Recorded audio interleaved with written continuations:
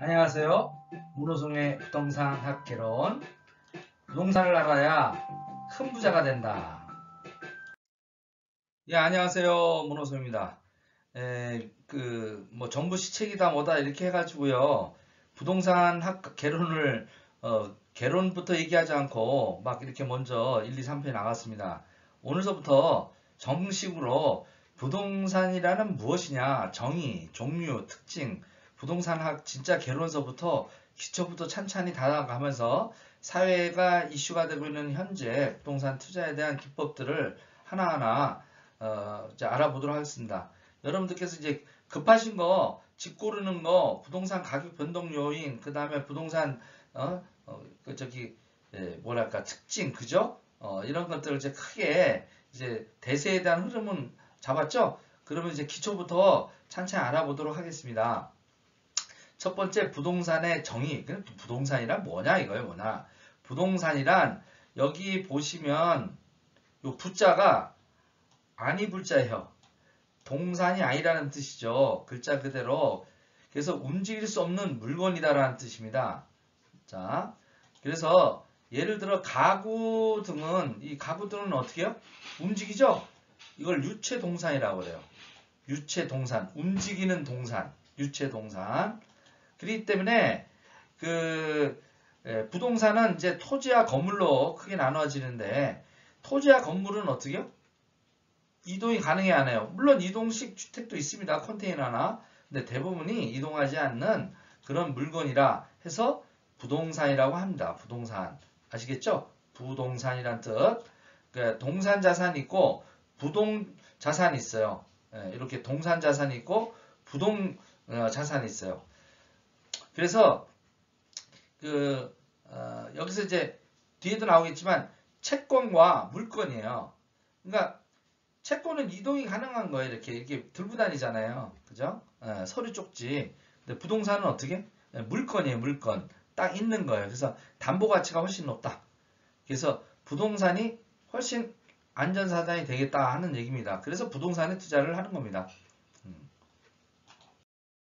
자, 그러면 부동산의 종류는 어떻게 되냐, 이게 종류. 크게 나눠서 토지가 있습니다. 토지. 첫 번째 토지입니다. 토지.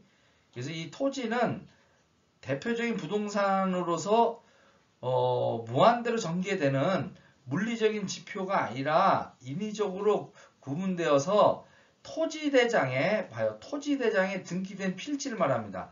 토지대장에 있어야 돼요. 그래서 그러니까 토지대장을 띄면 필지를 확인할 수 있는 거예요. 이 땅이 어떤 지번이고 어떤 용도고 용적률이 어떻게 하고 건축 비율이 얼마가 되고 어떻게 이런 게 다 나옵니다. 몇 평짜리를 집을 지을 수 있고 이런 것들. 그래서 이 토지대장을 반드시 이 필지별로 띄어서 확인하시는 거. 거기에 따라서 값어치는 달라집니다. 두 번째는 바로 건물입니다. 부동산에. 토지에 정착되어 있는 건조물, 건축물이죠. 토지와는 별도 등기로 반드시 등기를 해야 효력이 생긴다라는 겁니다. 토지 대장에 있다고 해서 이 건물 인정되는 거 아닙니다. 어떻게? 별도 등기. 그래서 반드시 건물 등기부 등본에 등기되어 있어야 돼요. 뭐요? 건물 등기부 등본, 건물 등기부 등본에 따로 해야 됩니다. 여기 토지 대장과 따로요. 어디요? 건물 등기부 등본. 우리 주민등록 등본 있죠? 똑같아요. 사람이라면 건물 등기부 등본이 있어요. 그래서 그것을 그 안에 이렇게 등기소에 등재가 되지 않으면 재산으로서의 인정받는 그런 효력을 발생하지 않는다. 건물은. 그래서 여기 해외 같은 경우 베트남이나 그다음에 공산주의 국가 중국에는요. 이 토지에 대한 부분은 국가 소유죠. 건물. 그걸 지상권이라고 합니다. 건물의 지상권만 이제 등기가 되죠. 그거는 이제 구분하시면 되고요. 그래서 등기로 들어가 있는 것만 이렇게 부동산으로 인정받는다라는 거, 그걸 이해하시고요. 물론 그 아파트나 연립 같은 집합 건물에는 보통 하나로 통합해서 한 개의 등기부 등본에 나옵니다. 이 집합 건물은요, 아파트와 연립 같은 집합 건물, 집합 건물은 어떻게 해요? 통합돼서 한 개 등기부에 나와요. 예, 그래서 이제 토지와 건물을 모두 표시하고 있다. 건물을. 이렇게 크게 알겠죠? 근데 이 토지가 중요하냐? 이 토지는 뭐예요? 땅입니다. 땅이냐? 땅이 건물이냐? 저는 토지가 더 중요하답니다. 무슨 얘기냐면 땅값에 이어서 건물이 결정돼요. 여기 이제 나중에 재건축, 재개발할 때도 토지 지분을 확인해야 된다는 겁니다. 내가 어떻게 28평이야. 그 지금 아파트는 건물은 그런데 어떻게 토지 지분이 몇 평이냐? 이것이 높은 사람이 대지 지분이 높은 사람이 어떻게 높은 것이 물건 가치가 높다라는 겁니다. 결국은 건물은 갖다가 어떻게 해요? 부셔서 다시 토지 위에다 지을 수 있는 거였어요. 그러니까 건물은 다시 만들 수 있는 자산이지만 토지는 다시 만들 수가 없어요. 그래서 토지가 큰 땅, 큰 부자는 토지에서 나온다는 거예요. 땅 부자는 어떻게? 큰 부자는 땅에서 나온다라는 말이 거기서 나오는 겁니다. 땅은 변하지 않습니다. 불멸의 자산이에요. 이렇듯이 여러분들께서 이 집합건물을 하더라도 물론 대지군에 별도 등기를 하는 것도 있습니다. 이런 것들은 나중에 뭐 여러분들이 부동산 중개업 할 사람이 아니니까 요 정도 크게만 알아놓으시면 되겠습니다. 그래도 훌륭합니다. 우리가 중요한 것은 이제 다음 부분입니다. 다음 부분 바로 특징입니다. 특징. 자, 부동산에 그럼 왜 이렇게 난리들 치냐 이게 왜 부동산에 이렇게 투자를 하고 하는가? 이 부동산의 어떤 특징, 매력 이런 것들이 있기 때문에 그렇습니다. 첫 번째 뭐냐? 부동산은 가장 안전한 자산 중에 하나다는 거예요. 안전한 자산 중에 하나라는 거예요. 안전한. 두 번째 속성, 부동산은 또 어떻게? 삶의 터전이며 부의 원천이다. 봉건주의 사회에서 어떻게? 바로 땅을 가진 지주가 그냥 모든 걸 가졌어요. 그래서 지주사회라고 하죠. 봉건시대 때. 그죠? 그래서 땅을 뺏기 위해서 전쟁을 합니다. 땅에서 모든 게 나옵니다. 그죠? 그리고 부동산은 중요한 게 물가 상승률이 오르는데 기여합니다. 물가 상승률. 물가 상승률을 이상으로 오르는 속성을 갖고 있어요. 그렇기 때문에 물가는 만약에 2% 올랐다. 부동산 가격은 4%, 5% 오르더라는 거예요. 그래서 항상 이게 누적이 되다 보면 물가보다 부동산 가격이 많이 오르고 돼 있다는 얘기입니다. 부동산은 또 생존의 필수 의식주 3요소가 있죠. 그 중에 가장 비중이 큰 자산입니다. 그러니까 의식은 좀 작죠. 그러니까 의식주에서 이 주거, 이 가장 안정적인 어떤 느낌을 받는 것은 삶에 어떻게? 주거가 안정화됐을 때 의식이 좋게질 수 있다는 얘기입니다. 자, 부동산은 어떻게? 스스로 자기가 몸값을 키워요. 내가 주인이 키우는 게 아니에요. 주변 여건이 달라져요. 도로가 난다든지 맹지에서 도로가 나면 자기가 올라갑니다. 그죠? 그 다음에 그 주위에 또 뭐 쇼핑센터가 들어온다든지 전철역이 뚫린다든지 그러면 어떻게? 몸값이 저절로 막 뛰어요. 내가 뭘 따로 안 해도 돼요. 우리 애들은 키워야 되지만 얘네들은 안 키워도 돼요. 놔둬도 어떻게? 자연스러워 몸값을 키우는 속성이 있다. 그 다음에 부동산은 또 있어요. 이게 좀 재미난 얘기인데 아무나 주인으로 모시지 않는다라는 겁니다. 부동산에는 임자가 따로 있다라는 말이 있습니다. 소유하고 있지만 분쟁 속에서 이것을 지그시 누를 수 있는 힘이 없으면 다 떨어져 나갑니다. 저 역시 이 부동산을 많이 소유했다가 제가 사업에서 실패하니까 줄줄이 이제 같이 엮어져서 나가는 어떤 부분이 있는데 지킬 수 있는 주인이 아니면요 부동산은 주인을 바꿉니다. 이거 잘 기억하셔야 돼요. 그래서 함부로 무리하게끔 사는 것이 아닙니다. 여러분들이 또 이런 특징이 있어요. 사업은 망해도요 어떻게 부동산은 안 망해요. 무슨 얘기냐면 제가 삼성 건설 때 일을 할 때 재미난 분들 봤어요. 이 철근업자인데요. 이분 너무 잘 사는 거예요. 그래서 분명히 내가 원가 구조를 이렇게 해보면 그렇게 많이 남는 거 아니거든요. 근데 이게 철근 공장을 이렇게 짓고 이제 하다 보면요 어떻게요? 이게 밑으로 내려옵니다. 그러니까 수원에서 했어요. 수원에서. 근데 수원에서 이제 삼성전자가 막 이렇게 확대되면서 공장이 개발되잖아요. 그러니까 그거 지을 때는 뭐였는데 이제 그 사업에서는 큰 돈 벌지 않고 먹고는 살았는데 어떻게 해요? 땅이 그 가지고 있는 철근 공장이 그게 수십 배가 오른 거예요. 그러다 보니까 어떻게 또 도시 개발하니까 이게 밀려납니다. 이게 평택으로 갔어요. 이게 평택으로 가니까 어떻게 또 평택에 또 미군 기지 오면서 또 개발이 되는 거예요. 이게 밀려가지고 어떻게 천안으로 갔어요. 탐정면을 하는데 탐정면에 또 이제 반도체 공장이 들어오는 거예요. 그러니까 이렇게 사업은 그렇게 시원치 않은데 어떻게 부동산으로 부자가 되더라. 부동산으로. 그래서 사업은 망해도요. 부동산은 잘 안 망해요. 그렇기 때문에 요즘 지금 부동자산이 그러니까 이제 유동자산이 어떻게 지금 시중에 돈이 이런 사업에 투자하지 않고 어떻게요?